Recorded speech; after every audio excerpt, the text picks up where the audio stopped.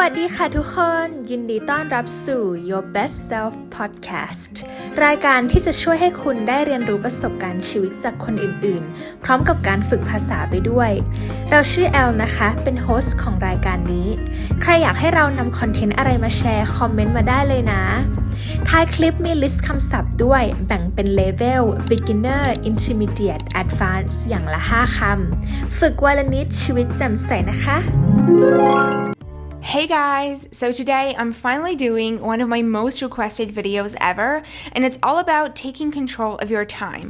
To be more specific, I'll share 10 tips to help you manage your time better, get rid of distractions, improve your productivity, and just get a step closer to your goals instead of watching Netflix or scrolling on Instagram all day. So with that being said, let's go ahead and get straight into the video.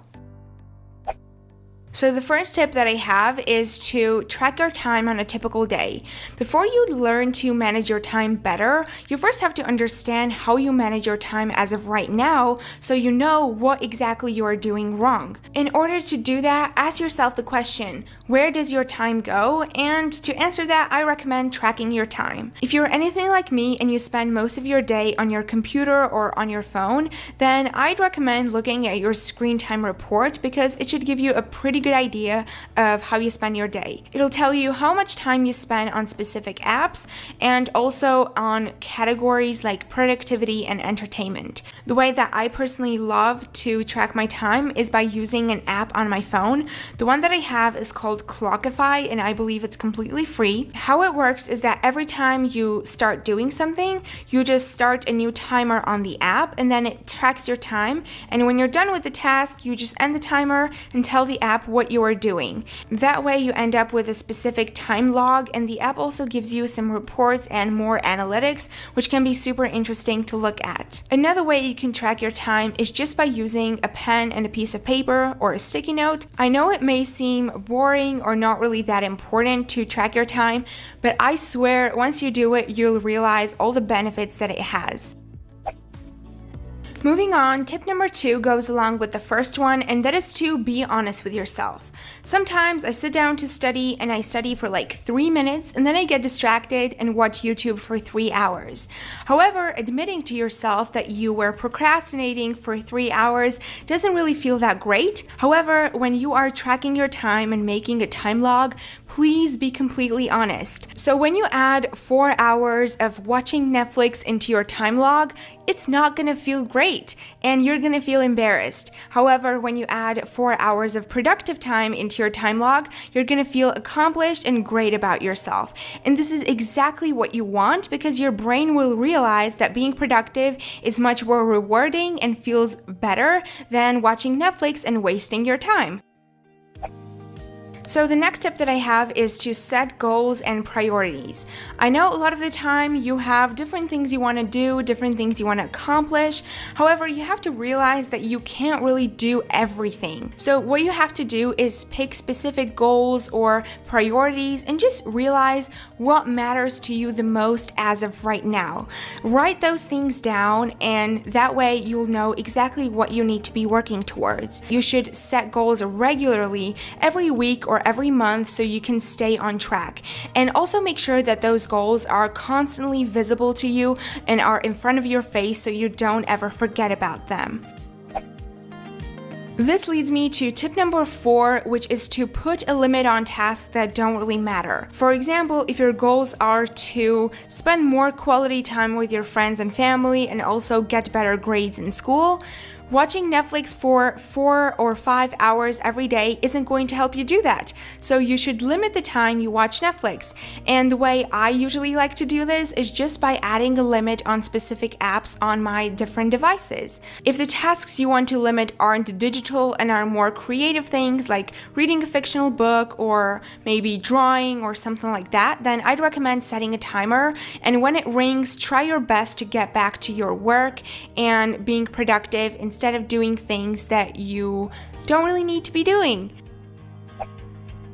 Moving on to tip number 5, which is to find the perfect planning method.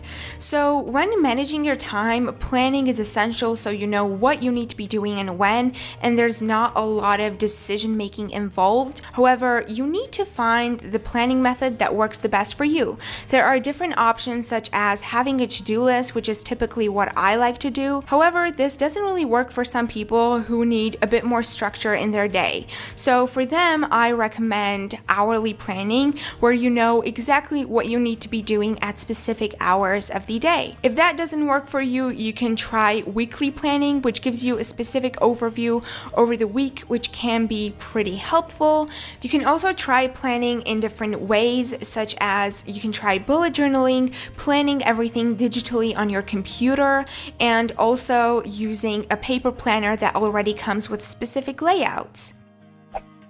There are also different strategies for time management, such as time blocking and also batching. So one of my favorites is batching, which is when you do similar tasks one after another. So here's a little batch schedule I made where I dedicated a specific day of the week to a specific subject. So let's say I do math on Mondays, physics on Tuesdays, web development and programming on Thursdays, and revision on Fridays. And that gives a lot of structure to your week and helps you stay productive.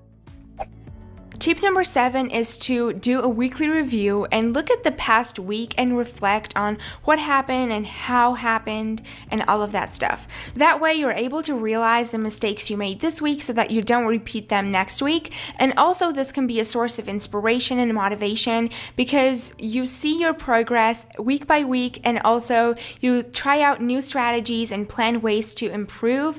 And I don't know what about you, but personally that makes me feel really great and inspired. Moving on to tip number 8, which is to put a limit on your to-do list and don't add too many tasks to it. So when you have a to-do list that has 20 different things you need to do on it, you will probably get overwhelmed and not even start. Instead, I'd recommend setting 3 priorities for each day. These 3 things shouldn't be anything super small and instead should be projects that take 1 or 2 hours. The reason this strategy works really well is because you first focus on your priorities, and then at the end of the day you can do bonus tasks or small tasks that don't really matter as much. However, they won't distract you from the main things that you wanted to get done that day. Moving on to the next tip, which is to know when to multitask and when not to. Remember that example that talked about where I used to study and watch YouTube at the same time? This is an example of multitasking that's actually really bad and you shouldn't be doing, because a lot of the time when an interesting show is playing in the background, you just won't be able to focus on your study material. However, there are other ways of multitasking that can be productive, such as when you are cleaning or doing laundry or chores around the house, you can actually play an audiobook, and this will be productive because one of the tasks doesn't necessarily take your focus away from the other and you're able to get both done at the same time. And it turns out that you are reading a book and doing something else along the way, and it ends up saving you time. Moving on to the next tip, which is to take breaks. A lot of the time when you've been doing something for long, it's important to unwind, relax for a little bit, take a little break, and then get back to it. And that way you'll be more focused and more productive. However, you want to make sure that you're not taking like a 2-hour break after doing 10 minutes of work, because that really won't help your productivity. During breaks, a lot of the time I like to get a quick snack, or I like to listen to some music, dance around a little bit, because that really helps with my mood.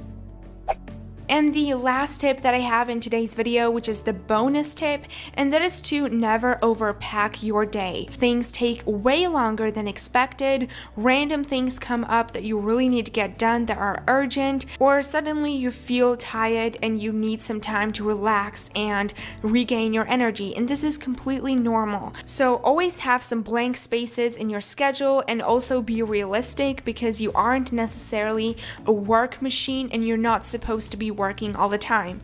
Remember, productivity is all about getting things done faster and more effectively so you can make more time for yourself and the things you love to do.